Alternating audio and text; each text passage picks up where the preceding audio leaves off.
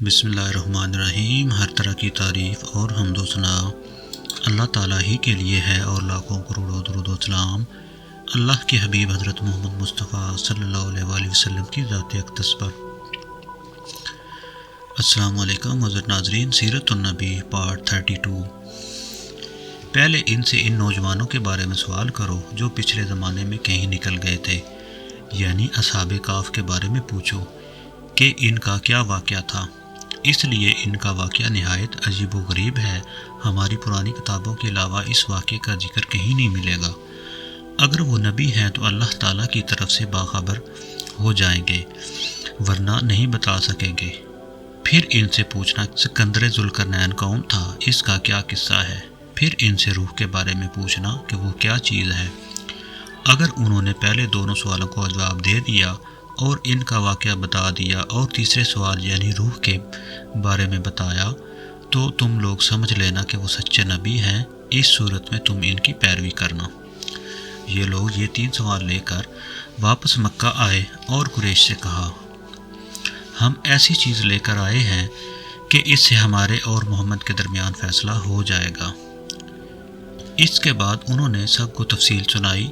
اب یہ مشرکین حضور صلی اللہ علیہ وسلم کے پاس آئے۔ انہوں نے آپ سے کہا، اے محمد، اگر آپ اللہ کے سچے رسول ہیں تو ہمارے 3 سوالات کے جوابات بتا دیں۔ ہمارا پہلا سوال یہ ہے کہ اصحاب کہف کون تھے، دوسرا سوال یہ ہے کہ ذوالقرنین کون تھے، اور تیسرا یہ سوال ہے کہ روح کیا چیز ہے۔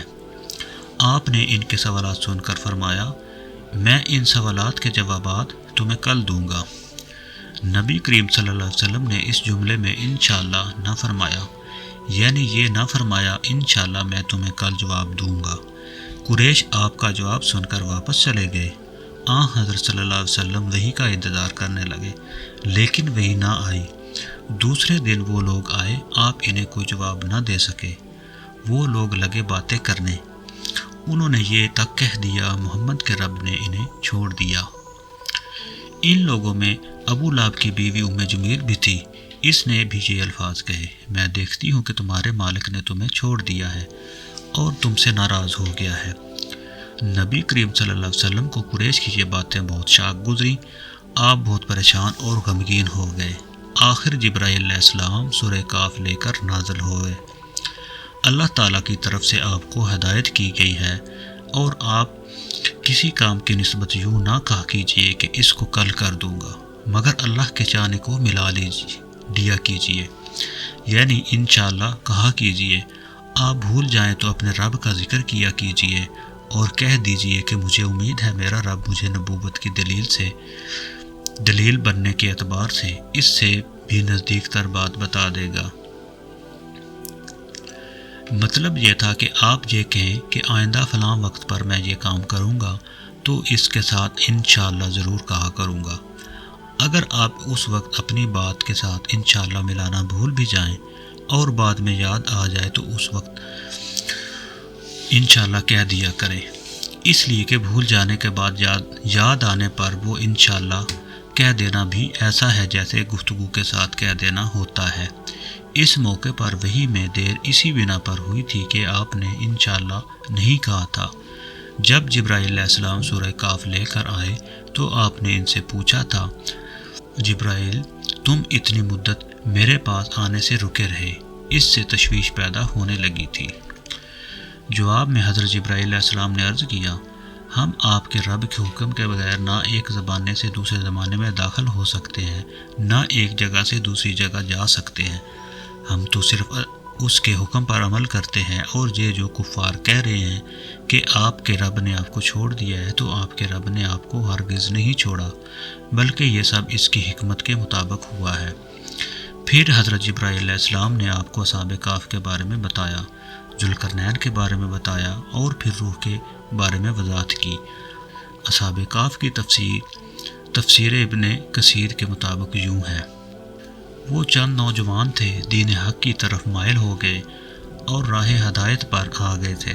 یہ نوجوان پرہیزگار تھے، اپنے رب کو معبود مانتے تھے، یعنی توحید کے قائل تھے، ایمان میں روز بروز بڑھ رہے تھے، اور یہ لوگ حضرت عیسیٰ کے دین پر تھے۔ لیکن روایات سے یہ بھی معلوم ہوتا ہے کہ یہ واقعہ حضرت عیسیٰ علیہ السلام سے پہلے کا ہے، اس لیے کہ یہ سوال یہودیوں نے پوچھے تھے، اور اس کا مطلب ہے کہ یہودیوں کی کتابوں میں یہ واقعہ موجود تھا۔ اس سے یہی ثابت ہوتا ہے کہ یہ واقعہ حضرت عیسیٰ علیہ السلام سے پہلے کا ہے۔ قوم نے ان کی مخالفت کی، ان لوگوں نے صبر کیا۔ اس زمانے کے بادشاہ کا نام اوکیانوس تھا، وہ مشرک تھا، اس نے سب کو شرک پر لگا رکھا تھا اور بہت ظالم تھا، بت پرستی کراتا تھا، وہاں سالانہ میلہ لگتا تھا۔ یہ نوجوان اپنے ماں باپ کے ساتھ اس میلے میں گئے، وہاں انہوں نے بت پرستی ہوتے دیکھی۔ یہ وہاں سے بیدار ہو کر نکل آئے اور سب ایک درخت کے نیچے جمع ہو گئے۔ اس سے پہلے یہ لوگ الگ الگ تھے، ایک دوسرے کو جانتے نہیں تھے۔ آپس میں بات چیت شروع ہوئی تو معلوم ہوا یہ سب بت پرستی سے بیدار ہو کر میلے سے چلے آئے ہیں، اب یہ آپس میں گھل مل گئے ہیں۔ انہوں نے اللہ کی عبادت کے لیے ایک جگہ مقرر کر لی۔ رفتہ رفتہ مشرک قوم کو ان کے بارے میں پتہ چل گیا، وہ انہیں پکڑ کر بادشاہ کے پاس لے گئے۔ بادشاہ نے ان سے سوالات کیے تو انہوں نے نہایت دلیری سے شرک سے بری ہونے کا اعلان کیا۔ بادشاہ اور درباریوں کو بھی توحید کی دعوت دی۔ انہوں نے صاف کہہ دیا، ہمارا رب وہی ہے جو آسمان اور زمین کا خالق ہے، اور یہ ناممکن ہے کہ ہم اس کے سوا کسی اور کی عبادت کریں۔ ان کی اس صاف گوئی پر بادشاہ بگڑا، اس نے انہیں ڈرایا دھمکایا اور کہا اگر یہ باز نہ آئے تو میں انہیں سختی سے سزا دوں گا۔ بادشاہ کا حکم سن کر ان میں کوئی کمزوری پیدا نہ ہوئی، ان کے دل اور مضبوط ہو گئے، لیکن ساتھ ہی انہوں نے محسوس کر لیا کہ یہاں رہ کر وہ اپنی دینداری پر قائم نہیں رہ سکیں گے، اس لیے انہوں نے سب کو چھوڑ کر وہاں سے نکلنے کا ارادہ کیا۔ جب یہ لوگ اپنے دین کو بچانے کے لیے قربانی دینے پر تیار ہو گئے تو ان پر اللہ تعالیٰ کی رحمت نازل ہوئی۔ ان سے فرما دیا گیا، جاؤ تم کسی غار میں پناہ حاصل کرو، تم پر تمہارے رب کی رحمت ہوگی اور وہ تمہارے کام میں آسانی اور راحت مہیا فرمائے گا۔ پس یہ لوگ موقع پا کر وہاں سے بھاگ نکلے اور ایک پہاڑ کے غار میں چھپ گئے۔ قوم نے انہیں ہر طرف تلاش کیا لیکن وہ نہ ملے۔ اللہ تعالیٰ نے انہیں ان کے دیکھنے سے عاجز کر دیا۔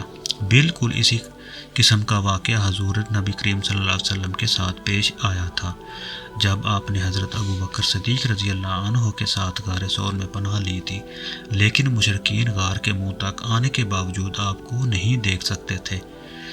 اس واقعے میں بھی چند روایات میں تفصیل اس طرح ہے کہ بادشاہ کے آدمیوں نے ان کا تعاقب کیا تھا اور غار تک پہنچ گئے تھے، لیکن غار میں وہ ان لوگوں کو نظر نہیں آئے تھے۔